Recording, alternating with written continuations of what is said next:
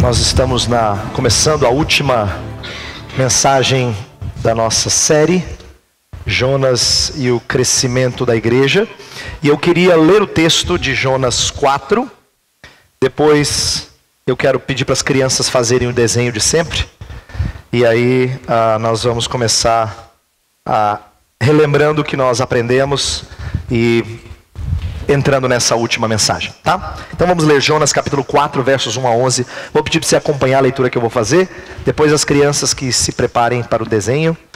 Essa é a última parte da história de Jonas. Eu costumo dizer que essa é a parte menos conhecida da história de Jonas. Mas na verdade toda a história leva para esse capítulo. Esse capítulo então é chave.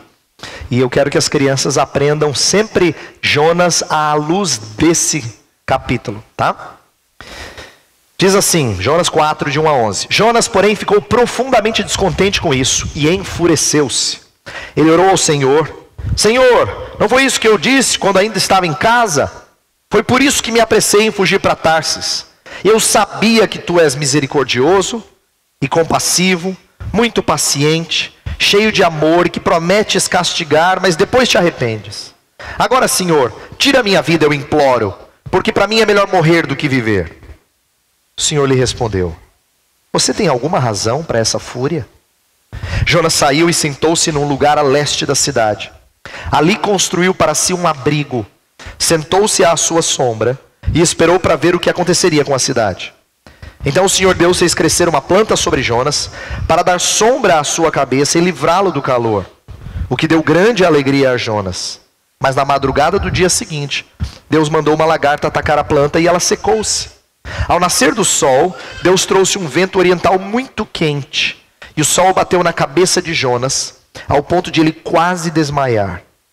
Com isso, ele desejou morrer e disse: para mim seria melhor morrer do que viver. Mas Deus disse a Jonas: você tem alguma razão para estar tão furioso por causa da planta? Respondeu ele: sim, tenho, e estou furioso ao ponto de querer morrer. Mas o Senhor lhe disse: você tem pena dessa planta, embora não a tenha podado, nem a tenha feito crescer? Ela nasceu numa noite e numa noite morreu.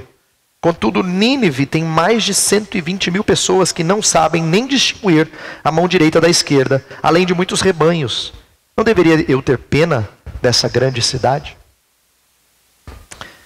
Crianças, eu vou pedir para vocês desenharem essa parte da história de Jonas, porque essa é a parte que eu falei, menos conhecida, mas é a parte que vai nos trazer uma lição muito importante. Então, o que a gente normalmente ouve de Jonas? Presta atenção, depois eu vou falar o desenho. Normalmente a gente conhece aquela parte que Jonas cai na água, que o peixe engole Jonas, e depois de um tempo o peixe vomita Jonas. Essa parte a gente normalmente conhece. A parte que a gente não lembra tão bem é que depois de ele pregar e todo mundo acreditar em Deus, ele ficou bravo. E ele saiu da cidade. E ele fez uma cabaninha para ele ficar lá, porque ele queria que Deus castigasse a cidade. Verdade. Ele não queria que a cidade fosse cuidada por Deus. E aí depois Deus faz uma plantinha nascer e dá uma sombrinha boa para ele. Aí ele fica lá embaixo, fica achando bom. Lá essa sombrinha tá boa. E no outro dia a planta murcha. E ele fica mais bravo ainda. E aí Deus conversa sério com ele. E é disso que eu vou falar com os adultos. Mas o que eu quero que vocês desenhem é uma planta murcha e um Jonas muito bravo. Você consegue desenhar uma pessoa brava e a plantinha por cima assim, ó, murchinha? Pode ser? Tenta? Tá bom? Depois eu vou mostrar um desenho para vocês exatamente disso. Aí vocês podem ver como é que ficou o desenho que eu vou mostrar aqui. Tá? Adultos, vamos lá. O que a gente viu em mensagens anteriores? Essa é a nossa última mensagem, portanto eu quero que você preste bastante atenção, porque como você viu no boletim, eu intitulei a última lição evangelística. Você vai ver que de certa forma tudo na história de Jonas conduz a esse ponto. Na primeira mensagem, nós tratamos de nossa dificuldade em assumir o custo do chamado para participarmos do crescimento da igreja, quando este extrapola o âmbito local e nos faz servir a igreja universal. O que eu quis dizer é que em outras vezes, em outros momentos que a gente fala de crescimento da igreja, a gente sempre pensa assim, ó, nós queremos que a escola que fique cheia. A gente vai ficar super contente. Mas se crescimento da igreja for assim, vamos rachar a escola em 2 e voltar a ser pequeno aqui para crescer em outro lugar, aí isso é custoso e a gente não tem tanta facilidade em aceitar a ideia de nos separarmos de quem a gente ama, com quem a gente está se dando bem. Isso é difícil para nós. A gente normalmente não aceita esse custo. Na segunda mensagem, percebemos como nossa fuga, incoerência de fé e ausência de arrependimento em questões de crescimento da igreja demonstram uma insensibilidade própria de ímpio. O que eu quis dizer é que nós ouvimos falar de igreja crescer há bastante tempo. Se você está na igreja há alguns anos, então você já ouviu várias vezes mensagens sobre missões, sobre crescimento da igreja. Mas não significa que a gente sempre respondeu bem. Pelo contrário, muitas vezes a gente fugiu de fazer alguma coisa. Nós falamos que é importante, mas a gente não age de maneira correspondente, incoerência de fé. E não bate tristeza de alma como deveria bater, ausência de arrependimento. Isso é próprio de gente ímpia. Próprio de gente ímpia. Na terceira mensagem, observamos como as condições imprescindíveis para atuarmos no crescimento da igreja não são qualificações missionárias, mas o profundo senso de pecado e da graça. O que eu falei foi, se alguma pessoa pode levantar e dizer assim, olha, mas eu não sei se eu estou preparado para me envolver nisso, eu me sinto tão desqualificado. A história de Jonas mostra que ele tinha todas as qualificações necessárias para ser um profeta de Deus, um anunciador lá para Nínive, mas ele não estava pronto. Ele não estava pronto porque a Bíblia não trata de treinamento formal, da maneira como ela trata de entendimento da graça de Deus. Isso na Bíblia é fundamental para alguém estar pronto para fazer algo. É fundamental você conhecer a Deus, conhecer o estado do seu coração, conhecer o perdão que Deus lhe dá, a graça de Deus. Isso sim te prepara para o trabalho missionário. Na última mensagem destacamos como qualquer segunda chance na vida não pode ser assumida com nossas próprias forças, mas na força de Jesus Cristo. A gente viu como depois que Jonas sai do peixe, no capítulo 3, Deus dá a mesma ordem para Jonas e ele vai, mas Deus faz uma coisa extraordinária que extrapola o que está nas mãos de Jonas. E isso nos ensina que quando Deus nos dá uma segunda chance, Ele não dá para você resolver. Deus não é insensato. Ele coloca um substituto na sua vida e faz com que o substituto faça o que você não conseguiu fazer. E a história da Bíblia é essa. É a história do nosso substituto, da pessoa de Jesus Cristo. Por isso que tudo que a gente faz uma segunda vez, a gente não deve fazer, Senhor, me dá uma segunda chance que dessa vez eu consigo. Não consegue não. Quando você pedir uma segunda chance ao Senhor, fala assim, Senhor, faz por mim que eu não consigo. Eu não consigo. Me ajude, Senhor, que eu sozinho não consigo. Olha que interessante, um panorama rápido de Jonas.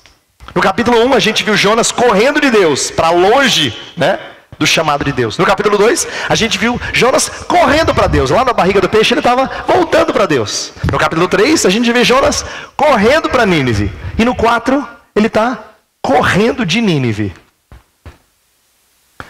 O que esse panorama me mostra, que eu acho fantástico?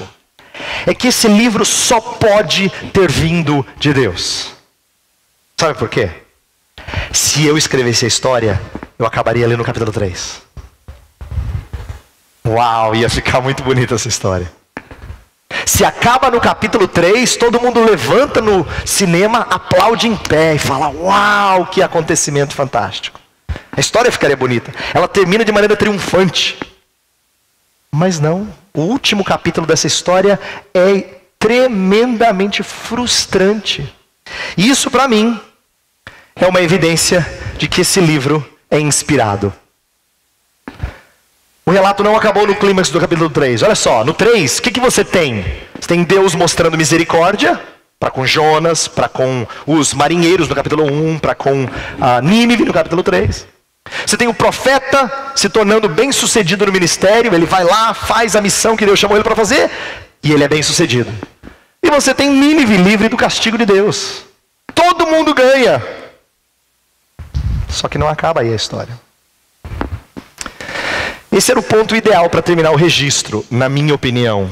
Mas como não sou eu o autor da Bíblia, o Espírito Santo de Deus sabe que o povo precisa ouvir mais uma lição. E é por isso que eu quero, na mensagem de hoje, tratar de você lembrar o que eu falei desde o início, para a gente chegar no ápice da história, que é esse final estranho aos nossos olhos. Jonas é uma história que mira a cegueira do povo de Jonas, de Israel, em relação às outras nações. Israel estava cego em relação à sua missão para com as outras nações. A história de todo o livro conduz para o contraste do capítulo 4, a compaixão de Deus versus o conforto de Jonas. E eu quero que você preste atenção nessa frase, porque ela vai ser o cerne, o centro daquilo que nós vamos refletir nessa manhã. A compaixão de Deus versus o conforto de Jonas. Isso é o que eu intitulei a última lição evangelística. Então vamos lá, vamos prestar atenção nessa última lição e ver o que Deus pode nos ensinar. Primeira coisa que eu preciso dizer é que mesmo depois de ter passado 3 dias e 3 noites no ventre do peixe, sempre há mais o que aprender. Sabe por que isso é importante para a sua vida e para a minha? Se você tem algum tempo de vida cristã, você lembra de alguns momentos em que Deus falou muito claramente para você e talvez você tenha se sentido assim, impactado? Talvez você tenha tido algum momento assim. E aí você diz, não, agora sim. Agora eu vou mudar. Agora as coisas vão ser diferentes. Agora eu sei que vai ser novo. Nem sempre é tão novo quanto você espera. Por quê?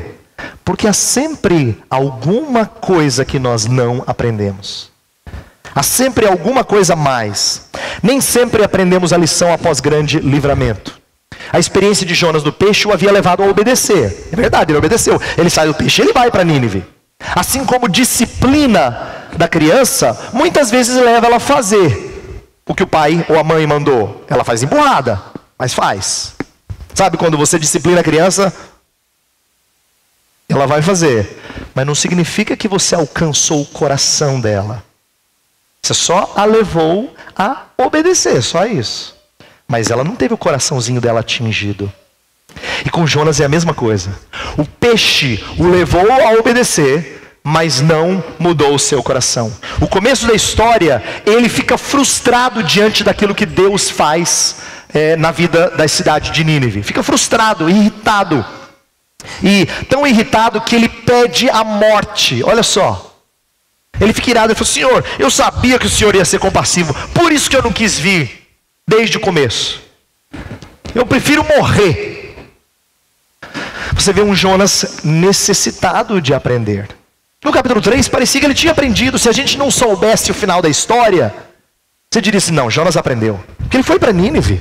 Ele falou. Tudo bem que não foi aquela mensagem, mas ele falou a mensagem de Deus. E no entanto, ele não aprendeu tudo que ele tinha que aprender. Porque há sempre mais a aprender. Isso é verdade para nós também. Nós também sempre temos alguma coisa a mais para aprender. Sabe quando você passa por algum grande livramento, você fala assim, agora eu vou me consagrar mais a Deus. Deixa passar algumas semanas. E a gente vê se você aprendeu tudo que tinha que ser aprendido. Naquele momento, você vê gente dando testemunho na televisão. Não, eu nasci de novo. Passei por um acidente, mas Deus me livrou, eu nasci de novo. Agora eu vou me voltar para Deus. Você fala, pronto, agora ele vai ser crente ao máximo. Nem sempre é assim. Na história de Jonas não foi. E no caso nosso também. Olha só. Nem sempre nos consagramos mais após período de grande tribulação. Presta atenção por quê? Porque santidade genuína provém do coração. E o nosso coração pode permanecer inalterável em relação a Deus e ao seu reino, mesmo após ouvirmos mensagens tocantes. A verdade é que eu posso pregar aqui algo e você falar assim: pastor, que bênção. Olha, mexeu comigo. E mesmo assim, a gente não mudar. Por quê? Porque para a gente mudar de fato, a gente não precisa ser emocionado somente. A gente tem que ser invadido, penetrado até o mais profundo. O coração tem que ser atingido.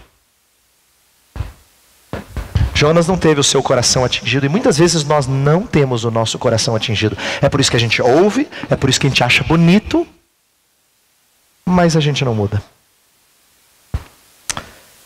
Jonas demonstrou uma tendência ao provincialismo. Quando você ouve Jonas assim, falar: Deus, não acredito que o Senhor for misericordioso. O que o Senhor está fazendo? Eu prefiro morrer. Você ouve uma história dessa, você fala assim: não, esse cara tem alguma coisa muito errada. Ele tem parafuso fora do lugar, não é possível. Se ele é profeta de Deus, o cara faz isso na vida. Ele prega para as pessoas se voltarem para Deus, as pessoas se voltam e ele fica bravo. O que está acontecendo com esse cara? O que tem de errado nele? É uma pergunta justa. E eu quero que você pondere sobre essa pergunta. O que há de errado com Jonas? Ele demonstra um provincialismo. Provincialismo no sentido de estar preocupado apenas com a sua própria terra. E isso é próprio de Israel em toda a sua história. Quando você olha para a história de Jesus e as conversas de Jesus com os escribas e fariseus, eles estão preocupados só com Israel. Quando Jesus conversa com a mulher samaritana e a própria samaritana estranha, porque os israelitas sempre maltrataram os samaritanos, Jesus está confrontando um provincialismo antigo. Quando no livro de Atos, agora a igreja de Cristo começa a pregar e os gentios se convertem, os judeus ficam incomodados. Ficam incomodados. E até se perguntam: o que está acontecendo? É para ser assim mesmo? E aí Pedro tem que ter uma visão lá do lençol com os animais descendo, subindo, mostrando que todos são puros aos olhos de Deus e que não tinha mais impureza. Ele tem que aprender a lição de que ele não pode ser mais provincialista. E Jonas era. Jonas era alguém preocupado com aquilo que estava ao seu redor. O que eu procurei fazer nesses últimos dias é pensar em como é que nós também somos tendentes ao provincialismo. E eu acredito que sim, até nas coisas mais santas. E eu quero dar um exemplo que mexe com você como mexe comigo, porque eu pensei nisso também. Isso me machuca. Nós também podemos ser provincialistas, presta atenção. O desejo intenso pela salvação de parentes e amigos, e um descaso em relação a outros perdidos, expressa maior amor pelos queridos do que pelo Senhor e a sua salvação. Você já se pegou orando bastante, desejando muito a salvação de uma pessoa próxima? Por que você não tem o mesmo fervor em relação a outros perdidos? É porque a sua preocupação maior não é com o Senhor e com a sua salvação. É com os seus. Eu acho que todos nós, em alguma medida, somos tendentes ao provincialismo. Todos nós, em alguma medida, nos preocupamos mais com os nossos do que com o Senhor. E nesse ponto, eu queria que a gente pensasse na alegria que Paulo teve em Romanos 11. Romanos 11 é um dos capítulos mais fantásticos da epístola. Porque quando ele chega, ele explica algumas coisas que Deus está fazendo entre gentios e judeus. Ele louva ao Senhor. Ele diz: ó, profundidade da riqueza, tanto da sabedoria como do conhecimento de Deus. Deus, quem é que te deu conselhos? Como é que o Senhor pensou numa coisa dessas? Por que ele está tão alegre e efusivo? Tem uma razão, olha só. Enquanto Jonas tem receio de que o eixo de gravidade para a obra de Deus no mundo esteja mudando, está saindo de Israel, que não está se arrependendo há décadas, na verdade, centenas de anos que Israel está distante de Deus. E agora está mudando para Nínive, que Deus está convertendo Nínive. Jonas está preocupado, será que Deus agora vai se tornar o Deus de Nínive, não o Deus de Israel? Enquanto Jonas está preocupado com isso, Paulo gasta toda a sua vida em prol dos gentios, para que eles alcancem proeminência e sejam usados para a salvação de Israel. Em Romanos 11, Paulo fala assim: olha, eu me dediquei aos gentios, porque eu sei que Deus vai fazer coisas grandiosas com os gentios. Só que ele sabe que Deus vai usar a plenitude dos gentios também para a salvação de Israel. E é por isso que ele fica encantado. Paulo não tem preocupação em ser provincialista. Ele ama os seus compatriotas, a ponto de dizer: eu queria ser anátema em prol dos meus compatriotas. Mas ele não fica gastando a sua vida inteira no seu povo. Ele gasta a sua vida fora do seu povo, para a salvação de outros, porque o seu amor maior é no Senhor e na sua salvação. É isso que eu falei, que a gente tem que perder o provincialismo e sermos desejosos de nos alegrar com o Senhor e com a sua salvação. E aqui a gente percebe que o capítulo 4 de Jonas nos ensina sobre como é que a gente aprende a ter compaixão. Nosso Deus é compassivo. O livro de Jonas é sobre a compaixão de Deus. É sobre a compaixão de Deus. Então o que a gente precisa aprender sobre essa compaixão? Olha só. Jonas não só esqueceu-se de que ele próprio era alvo da misericórdia de Deus, mas sua ira o levou a falar loucuras. Lembra? Ele pediu que Deus o matasse, que ele morresse. Jonas achou que conhecia Deus, mas ele precisava aprender compaixão com o pai, assim como o irmão mais velho da parábola do filho pródigo. Você lembra da parábola? Jesus conta a história de um pai que tinha 2 filhos. O mais novo pega parte da sua herança antecipada, ofendendo o seu pai assim, porque ele diz assim: meu pai, eu quero a minha herança antes. Em outras palavras, tudo que importa para mim é o senhor morrer e eu ter o seu dinheiro. Como o senhor não morre, então eu quero o seu dinheiro antes. Ele pega, sai, gasta tudo e volta. E quando volta arrependido, o pai o recebe. E o irmão mais velho fica furioso: pai, como é que o senhor faz uma coisa dessa? Como é que o senhor faz uma coisa dessas, pai? O seu filho desonrou o senhor. Você consegue se imaginar falando isso? Mãe, pai, como é que o senhor faz uma coisa dessas? Depois de tudo que ele fez, depois de tudo que ela fez. A gente se vê no irmão mais velho, que não é compassivo. Aí o pai fala assim: meu filho, o que é meu é teu. Por que você está preocupado aí em ter as coisas? Deus vai ensinar Jonas a ter compaixão. Deus vai exortá-lo a ter compaixão. E nós precisamos aprender a ter compaixão. Veja só, como é que a gente precisa aprender a ter compaixão em relação ao crescimento da igreja, que é o que nós estamos falando nos últimos domingos. Pecamos quando nossa evangelização é motivada pelo dever somente e não pela compaixão. Colocamos-nos numa situação superior, como quem está fazendo um grande favor ao evangelizado. Devemos nos condoer com a situação de outros. Estou dizendo isso porque, se você é parecido comigo, e eu imagino que você é parecido, não igual, mas é parecido, muitas vezes a gente sente que a gente tem que fazer, e a gente faz mais impulsionado pelo dever do que pelo prazer. Mais impulsionado pelo tenho que fazer do que pelo quero, gosto muito de fazer. E em relação à evangelização, ao espalhar das boas novas, a gente tinha que fazer movido por compaixão. Compaixão antes do que por dever. Isso me faz lembrar a história que eu cito ali embaixo, em referência. 2 Reis 7, é uma história pouco conhecida, mas muito interessante. Quando Israel, a nação de Jonas, estava passando por crise terrível de fome. Terrível. 4 leprosos, os leprosos, lembra, eram afastados da sociedade, eles não podiam conviver, porque todo mundo tinha medo de pegar a lepra. Os 4 leprosos saem e vão para o acampamento dos inimigos. E lá no acampamento dos inimigos, eles encontram ninguém dos inimigos, e um monte de comida.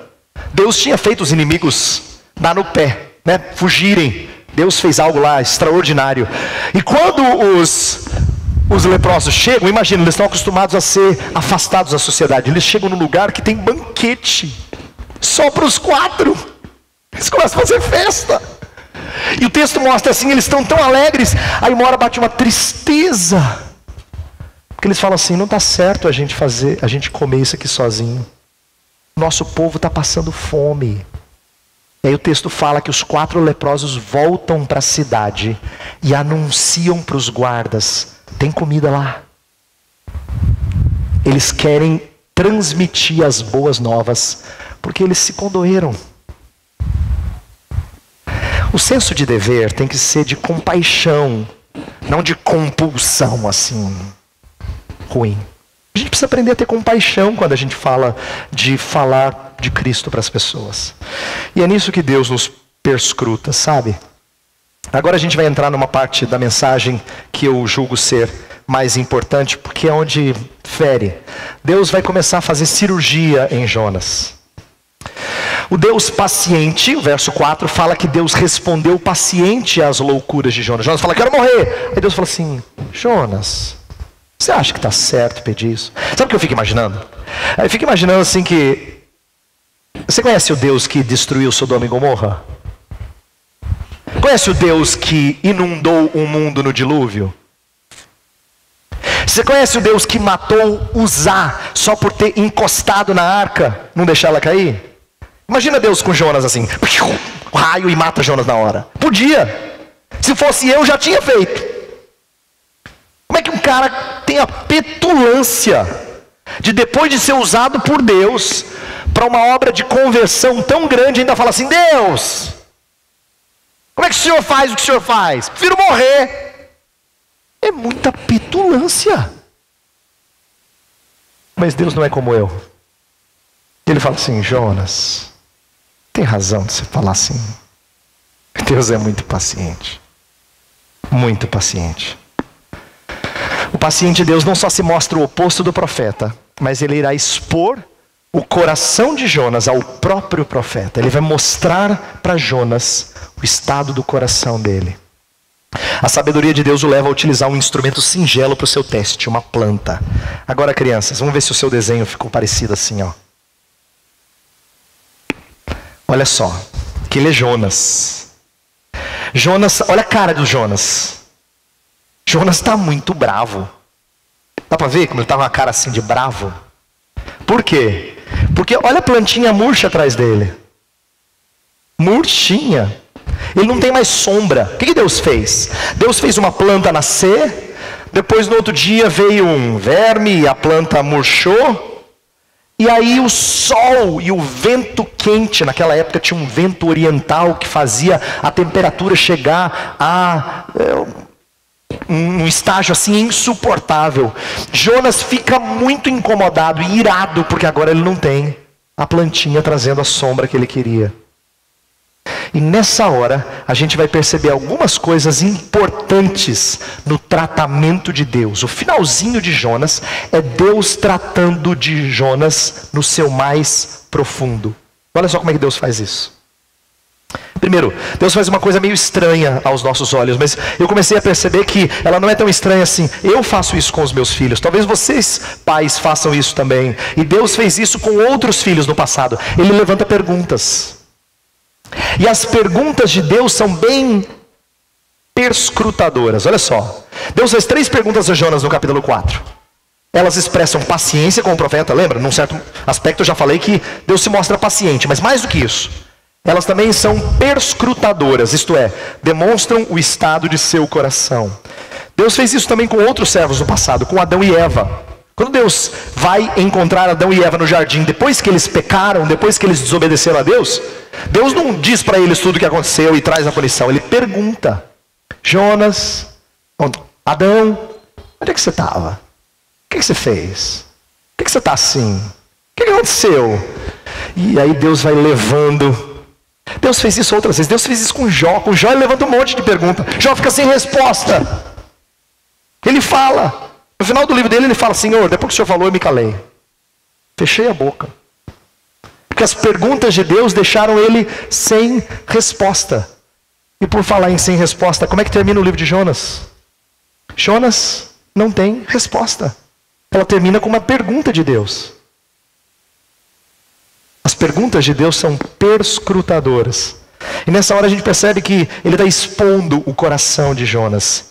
E quando ele faz isso, a gente vê um Jonas fazendo algo muito comum no nosso meio, justificando a sua ira. Jonas pede a morte 3 vezes no livro, não sei se você lembra disso.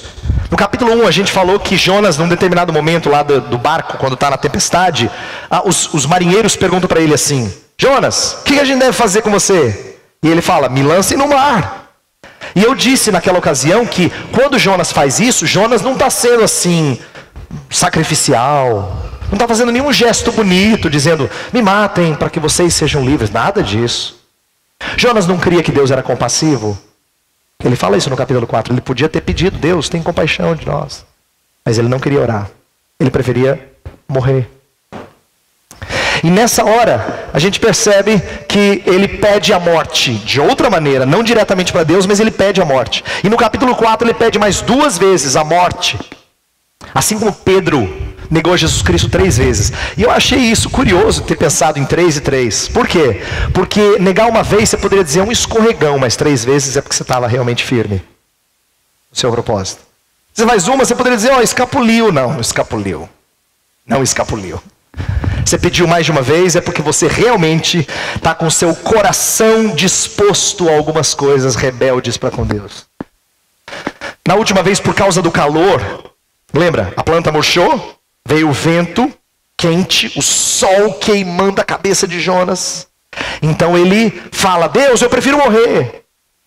E você percebe Jonas meio que justificando a sua ira. Não só por causa de Nínive, mas olha como eu estou sofrendo. Há quem diga que talvez Jonas estivesse sofrendo com um calor por causa do que a pele dele tinha ficado por conta de ter estado na barriga do peixe. Então talvez para ele fosse mais angustiante estar debaixo do sol. É possível. Mas o que essa história revela é que ele está preocupado consigo, ele está tentando justificar a sua ira. E quando eu penso em justificar a ira, eu tenho que ceder ao ensino da palavra de Deus. Nossas expressões de ira são quase 100% injustificáveis. Já tentou argumentar? Você sempre tem um mas, um porém, para explicar. Eu fiquei assim, mas...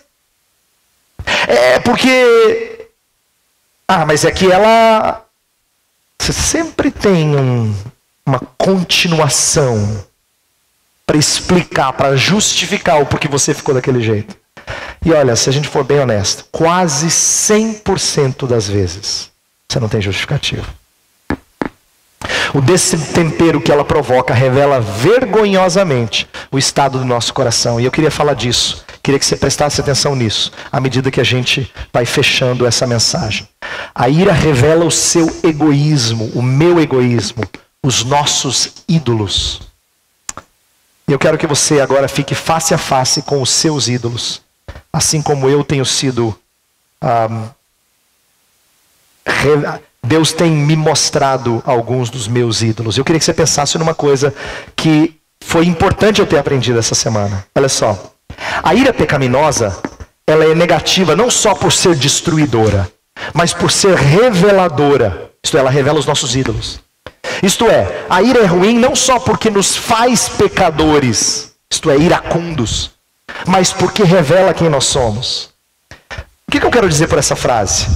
Eu quero dizer que, às vezes, a gente tem a impressão de que o ficar irado é o que faz a gente mal. Não.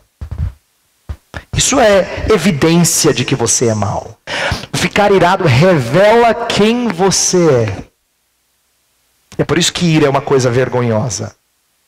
Às vezes a gente tem a impressão de que alguém ficou envergonhado por causa da sua ira, ou porque, fulano, ele é complicado, viu? Ele é destemperante, ele fica bravo, ele fica iracundo. Não, isso é só o que você está enxergando. Mas o que isso revela dele? Isso que é pior. A ira é profundamente reveladora do estado do nosso coração, dos nossos ídolos. Eu vou dar alguns exemplos. Ira por termos sido ofendidos revela egocentrismo. Quantas vezes você fica ofendido e o sangue sobe, como a gente diz? Como você é egocêntrico. Ira no trânsito ou no calor revela nosso amor exagerado por conforto. Como a gente perde as estribeiras fácil. E falando em conforto, eu quero que você atente para isso. Nossa vida gira mais em torno de conforto do que de compaixão. E eu quero caminhar para o fim da mensagem fazendo você e eu pensarmos nisso. A vida de Jonas, ela é profundamente reveladora de quem nós somos. Porque ela mostra que a gente é adorador do nosso conforto. Como a gente gosta do nosso conforto. Da nossa casa, a gente diz. Das nossas viagens. Do nosso cantinho, do nosso carro. Da nossa família. Da nossa igreja. Do nosso conforto. A gente gosta de conforto. A gente ama conforto. E a gente fica extremamente perturbado quando a gente não está na zona de conforto. Extremamente. Muito incomodado. Muito, muito incomodado. Isso mostra quão idólatras nós somos. E é por isso que é difícil falar de missões, sabe? Ou melhor, não é difícil falar, é difícil fazer. Porque missões implica em abrir mão de conforto. Abrir mão de conforto. E eu sinto que a gente não tem feito isso como nós deveríamos. Eu queria encerrar falando do que tem de mais bonito. Mas para a gente se curvar diante de Deus. Ainda bem que Deus é tardio em irar-se. Depois de tudo que Jonas falou, a gente percebe que o livro termina revelando uma das virtudes mais preciosas de Deus. Deus fala assim: Jonas, se você teve compaixão com a planta, que não foi cuidada por você, mas trouxe conforto a você, eu não devia ter compaixão das pessoas que estão em Nínive? O livro termina mostrando que Deus é misericordioso, assaz benigno, tardio em irar-se. Essa é uma linguagem bíblica. Deus é muito misericordioso. Pena que não refletimos tal virtude em relação a nossos ofensores. E aí que vem a minha tristeza, por mim e por você. Nós amamos falar da misericórdia de Deus, mas a gente tem dificuldade de ser misericordioso como Deus é misericordioso. Nós amamos a compaixão de Deus para conosco, mas nós nem sempre somos compassivos com aqueles que nos ofendem. É por isso que eu preciso terminar lembrando a você sobre um homem que foi manso e humilde de coração. Porque Deus se fez homem para mostrar a você como você tinha que parar de ser egocêntrico, voltado para o conforto, idólatra. Idólatra. E lembrar daquele que, sendo rico, se fez pobre por amor de vós, diz a Bíblia Sagrada acerca de Jesus Cristo. Olha só, se a história de Jonas revelou um pouco mais de nossas feiuras, e eu acho que ela revelou as minhas e das suas, então nós carecemos mais de Jesus, o qual era compassivo para com ovelhas que não tinham pastor. Ele fala isso. Diz a Bíblia lá em Mateus 9 que o seu coração se condoeu, porque ele viu as pessoas e viu que não tinha quem cuidasse delas. Isso trouxe profunda compaixão à sua alma, porque elas não tinham pastor. E demonstrou compaixão pelo que ele disse na cruz. São alguns exemplos do manso e humilde de coração. Lembra que ele disse na cruz? Os seus malfeitores estavam judiando dele. E ele diz: Pai, perdoa-lhes, porque não sabem o que fazem. O criminoso que está lá na cruz fala: Senhor, lembra de mim quando entrares no teu reino. E Jesus fala assim: hoje mesmo estarás comigo no paraíso. Ele olha para João e para Maria e fala assim: João, eis aí a tua mãe. Mulher, eis aí o teu filho. Em outras palavras, eu vou, mas cuidem um dos outros. Olha a compaixão dele, o cuidado dele. Está prestes a morrer, ele não está aguentando mais. Em termos humanos, né? Mas ele está preocupado em quem é que vai cuidar da sua mãe. Nosso Salvador é tremendamente compassivo. E ele fez isso não para você achar bonito só, mas porque ele quer fazer você assim. Isso significa que você não é. Você pode espernear, argumentar o que for. Você não é compassivo como ele. Mas ele quer que você seja. Eu queria que você pedisse a Deus que ele fizesse você assim. Que você fosse menos voltado para o seu conforto, para os seus gostos, pelos seus direitos, pelos seus desejos. E mais voltado para o Senhor e a sua salvação. Nós vamos orar e depois a gente vai cantar um cântico que fala do nosso desejo de ser novo. Feche os seus olhos. Vamos orar. Senhor, terminamos essa exposição de Jonas de uma maneira, de certa forma, triste. Porque Jonas não é só a história de um homem esquisito. É a história de todos nós, em alguma medida. Esse livro revela muito das nossas feiuras, Senhor. É por isso que nós pedimos perdão pelos pecados. Porque nós não temos sido tão compassivos assim. Nossa igreja ainda não tem sabido muito bem como se envolver na tua obra desprendidamente. Ah, Deus, a gente gosta muito dos nossos confortos. Muito. Nós abrimos pouco mão deles. Pouco fazemos isso. Nós queremos pedir perdão. Mas não só que o Senhor nos perdoe, que o Senhor nos ensine. Que o Senhor caminhe conosco dia após dia, nos fazendo mais compassivos, mais misericordiosos para com aqueles que nos ofendem, mais voltados para aqueles que estão perdidos, que precisam da tua boa nova. Nós precisamos demais de aprender da tua compaixão, Senhor. Faz a nossa igreja mais voltada para o crescimento da tua igreja, não só para o nosso crescimento. Faz-nos mais voltados, Senhor, para a obra que o Senhor tem a fazer na expansão do teu reino. É isso que nós te pedimos encarecidamente. Em nome de Jesus. Amém.